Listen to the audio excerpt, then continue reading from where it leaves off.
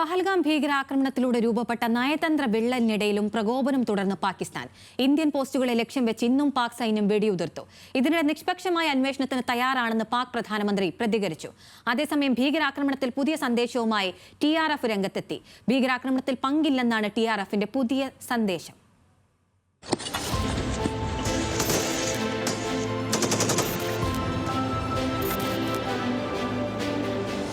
India Pak നയതന്ത്ര ബന്ധത്തിൽ വലിയ വിള്ളൽ വീഴ്ത്തിയ പഹൽഗാം ഭീകരാക്രമണത്തിന്റെ ശേഷവും പ്രകോപനം തുടരുകയാണ് പാകിസ്ഥാൻ.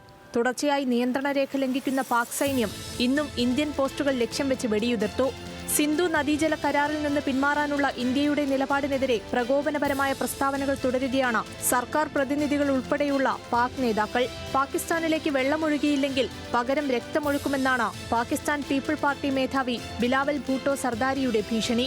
എന്നാൽ നിഷ്പക്ഷമായ അന്വേഷണത്തോട് സഹകരിക്കുമെന്ന് പാക് പ്രധാനമന്ത്രി ഷഹബാസ് ഷെരീഫ് പ്രതികരിച്ചു.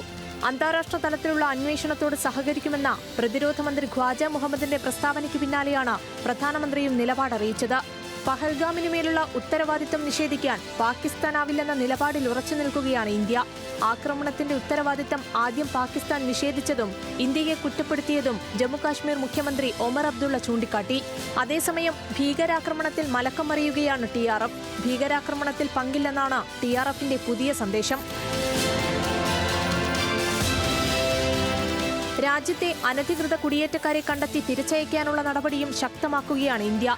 ഇതിന്റെ ഭാഗമായി ഇന്നും വ്യാപകമായ പരിശോധന നടന്നു. നയതന്ത്ര വിസകളടക്കം എല്ലാ യാത്രാനുമതികളും നിഷേധിച്ചു.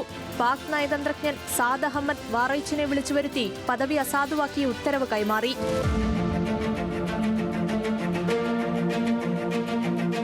പഹൽഗാം ആക്രമണത്തിൽ പങ്കാളിയായ 3 ഭീകരരുടെ വീടുകൾ സ്ഫോടനത്തിലൂടെ തകർത്ത ജമ്മുകശ്മീർ പോലീസും തിരിച്ചടി തുടരുകയാണ്. കുൽഗാം, ഷോപ്പിയാൻ, പുൽവാമ എന്നിവിടങ്ങളിലായി 5 ഭീകരരുടെ വീടുകളാണ് ആകെ തകർത്തത്. കഴിഞ്ഞ ദിവസം ലഷ്കർ ഭീകരനെ വധിച്ച ബന്ദിപ്പോരിലടക്കം ജമ്മുകശ്മീർ അതിർത്തി കേന്ദ്രീകരിച്ച് പരിശോധനകൾ കടുപ്പിക്കുകയാണ് ഇന്ത്യൻ സൈന്യം. വീടാന്തരമുള്ള തിരച്ചിലിനിടെ ഭീകരബന്ധമുള്ള 2 യുവാക്കളെ കുൽഗാമിൽ നിന്ന് ആയുധങ്ങളുമായി സുരക്ഷാസേന അറസ്റ്റ് ചെയ്തു. ഇന്ന് കുപ്വാരയിൽ നടത്തിയ പരിശോധനയ്ക്കിടെ സുരക്ഷാസേന ഭീകരരുടെ ഒളിത്താവളം തകർത്തു. 5 AK-47 തോക്കുകൾ ഉൾപ്പെടെ ആയുധശേഖരവും കണ്ടെത്തി. അനന്ത്നാഗ് ജില്ലയിലും പോലീസ് വ്യാപക പരിശോധന നടത്തിവരികയാണ്. ഭീകരർക്ക് സഹായം നൽകിയവരെ കണ്ടെത്താൻ നടപടികൾ തുടരുമെന്ന് പോലീസ്. ഇതുവരെ കസ്റ്റഡിയിലെടുത്ത 175 പേരെ ചോദ്യം ചെയ്തു വരികയാണ്. അതേസമയം പഞ്ചാബ് അതിർത്തിയിൽ നിന്ന് പാക് റേഞ്ചേഴ്സ് കസ്റ്റഡിയിലെടുത്ത BSF ജവാന്റെ മോചനം സംബന്ധിച്ചുള്ള അനിശ്ചിതത്വവും തുടരുകയാണ്. പഹൽഗാം ആക്രമണത്തെ ശക്തമായ ഭാഷയിൽ അപലപിച്ച UN സുരക്ഷാ കൗൺസിൽ ഇന്ത്യക്ക് പിന്തുണ പ്രഖ്യാപിച്ചു. ആക്രമണം സ്പോൺസർ ചെയ്തവരുൾപ്പെടെ ഉത്തരവാദികളെയെല്ലാം നിയമത്തിന് മുന്നിലെത്തിക്കണമെന്ന് അടിവരയിട്ടുകൊണ്ടായിരുന്നു സുരക്ഷാ കൗൺസിലിന്റെ പ്രതികരണം. ആദ്യ ദിനം മുതൽ ഇന്ത്യക്കൊപ്പമെന്ന് പ്രഖ്യാപിച്ച US president Donald Trump India Pak വിള്ളലിൽ ഇടപെടില്ലെന്ന നിലപാടാണ് അറിയിച്ചിരിക്കുന്നത്.